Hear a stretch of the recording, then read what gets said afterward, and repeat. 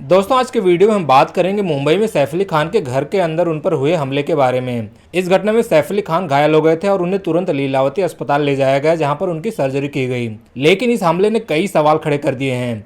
क्या यह साजिश थी, हादसा था या फिर कुछ और?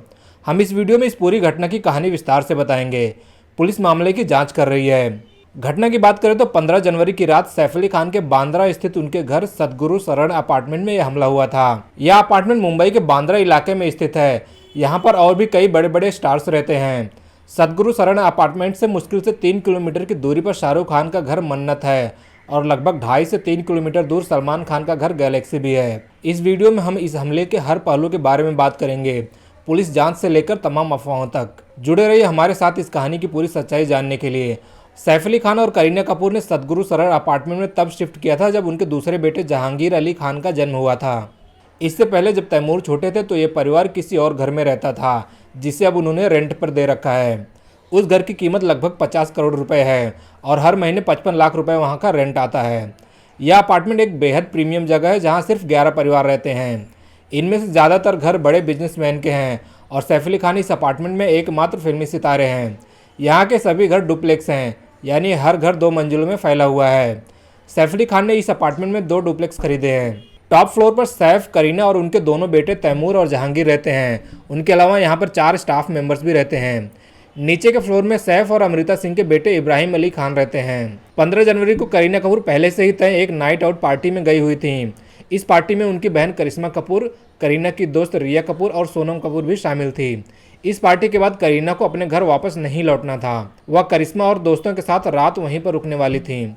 उन्होंने पार्टी की तस्वीरें और वीडियो एक्स पर भी पोस्ट किए थे। करीना की गैर मौजूदगी में उस रात घर में कुल 6 लोग मौजूद थे। सैफ अली खान, उनके बेटे तैमूर और जहांगीर, उनकी पुरानी मेड एलियम्मा फिलिप जो पिछले 4 साल से परिवार के साथ हैं और खास तौर पर जहांगीर की देखभाल करती है। इसके अलावा 2 अन्य हाउस स्टाफ थे जिनमें एक और मेड शामिल हैं। इस शांत माहौल में अचानक एक अप्रत्याशित घटना घटी। सैफ अली खान के घर में जो कुछ भी हुआ उसने न केवल परिवार बल्कि उनके प्रशंसकों को भी झकझोर कर रख दिया है। उस रात करीना कपूर अपने घर में नहीं थी। सैफ अली खान ने दोनों बच्चों तैमूर और जहांगीर को रात 11 बजे सुला दिया था। घर में मौजूद सभी मेट्स ने भी खाना खाकर अपने अपने कमरे में जाकर सोने की तैयारी शुरू कर दी थी। सब कुछ शांत था, लेकिन रात तकरीबन 1:30 बजे से 2 बजे के बीच कुछ अजीब हुआ। उस समय मेड एलेम्मा अपने कमरे में सो रही थी। तभी उन्हें ऐसा एहसास हुआ जैसे बाथरूम का दरवाज़ा खुला हो। उन्होंने बाथरूम की लाइट जलती हुई देखी। शुरुआत में उन्होंने सोचा कि शायद बच्चे बाथरूम गए होंगे या फिर करीना मैडम वापस आ गई होंगी। हालांकि थोड़ी देर बाद उन्हें अजीब आवाज़ें सुनाई दी। अब एलियम्मा को बेचैनी होने लगी। उनका दिल कह रहा था कि करीना मैडम अभी घर नहीं लौटी हैं और बच्चों के कमरे का बाथरूम अलग है, तो यहाँ कौन हो सकता है। उन्होंने हिम्मत जुटाई और धीरे धीरे बाथरूम की ओर आगे बढ़ी। जैसे उन्होंने बाथरूम का दरवाज़ा थोड़ा सा खोला, एक परछाई बाहर निकली। वहाँ पर एक आदमी था जिसकी उम्र लगभग 30 साल रही होगी। उसने टी-शर्ट, शूज, पिट्ठू बैग और एक ऑरेंज कलर का मफलर पहन रखा था। सबसे खतरनाक बात यह थी कि उसके हाथ में 2 चमकती हुई चीज़ें थी। एलियम्मा डर के मारे कांप गई। उसके हाथ में चाकू और दूसरे हाथ में ब्लेड जैसी चीज़ थी। यह देखकर एलियम्मा घबरा गई। उस व्यक्ति ने चाकू दिखाकर धमकाया और कहा, चुप रहो, शोर मचाया तो मार डालूंगा। डरते हुए एलियम्मा ने पूछा, तुम कौन हो, क्या चाहते हो? उसने जवाब दिया, मुझे पैसे चाहिए। फिर एलियम्मा ने पूछा कि कितने पैसे? तो उसने कहा, 1 करोड़। इतना सुनते ही एलियम्मा चीख पड़ी। चीख सुनकर वो अजनबी भी डर गया और अचानक उसने हमला कर दिया। एलियम्मा ने अपने हाथ आगे किया तो चाकू उसकी कलाई और उंगलियों पर लग गई। खून निकलने लगा और दर्द से एलियम्मा जोर जोर से चीखने लगी। उसकी चीख सुनकर अंदर सो रहे सैफ अली खान जाग गए। दरवाजा खोलकर जैसे ही सैफ अली खान बाहर आए, सामने का मंजर देखकर हैरान रह गए। एलियम्मा दर्द से तड़प रही थी और सामने वो अजनबी खड़ा था। रात के करीब 2:30 बजे एक शख्स चाकू और ब्लेड लेकर घर के अंदर खड़ा था। एलियम्मा पर हमला करने से पहले सैफ अली खान उसे बचाने के लिए आगे बढ़े। इस दौरान वो अजनबी डर गया और एलियम्मा को छोड़कर सैफ पर टूट पड़ा। अब दोनों के बीच लड़ाई शुरू हो गई।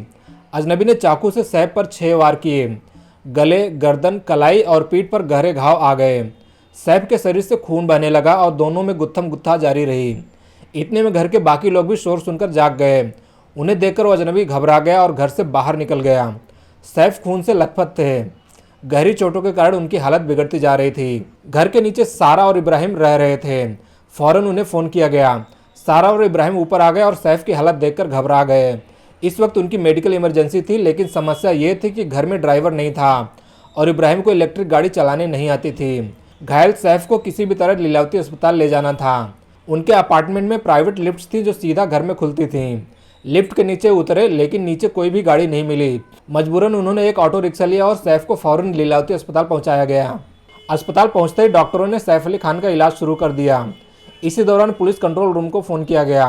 कहा जाता है कि यह फ़ोन खुद सैफ ने किया था।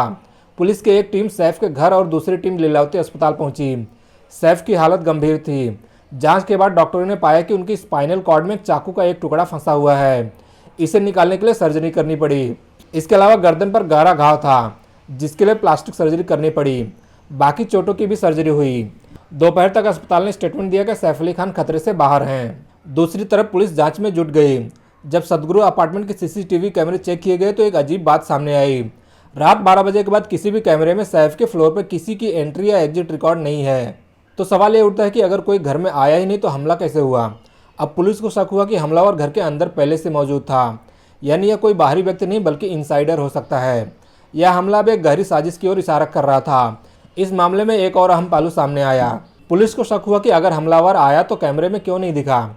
जब जांच हुई तो पता चला कि इस अपार्टमेंट में हर फ्लैट की अपनी प्राइवेट लिफ्ट है जो सीधे घर में खुलती है।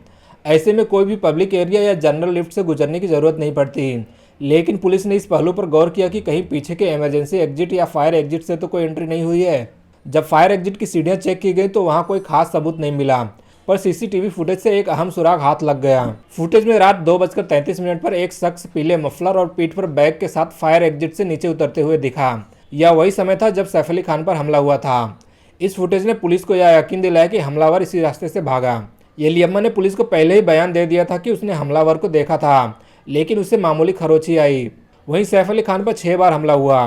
पुलिस को शक हुआ कहीं येलियम्मा का इसमें कोई इन्वॉल्वमेंट तो नहीं है, लेकिन जांच के बाद उसे क्लीन चिट दे दी गई।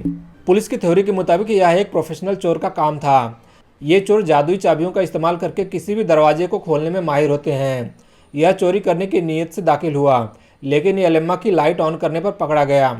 इसके बाद उसने हमला किया। इस चोर के पास एक ब्लेड और एक छोटा चाकू था।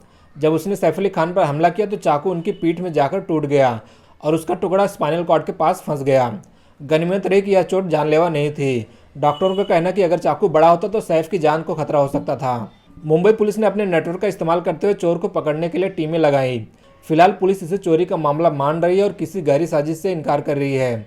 अच्छी खबर यह है कि सैफ अली खान अब खतरे से बाहर हैं और पुलिस चोर को जल्द पकड़ने की कोशिश में है।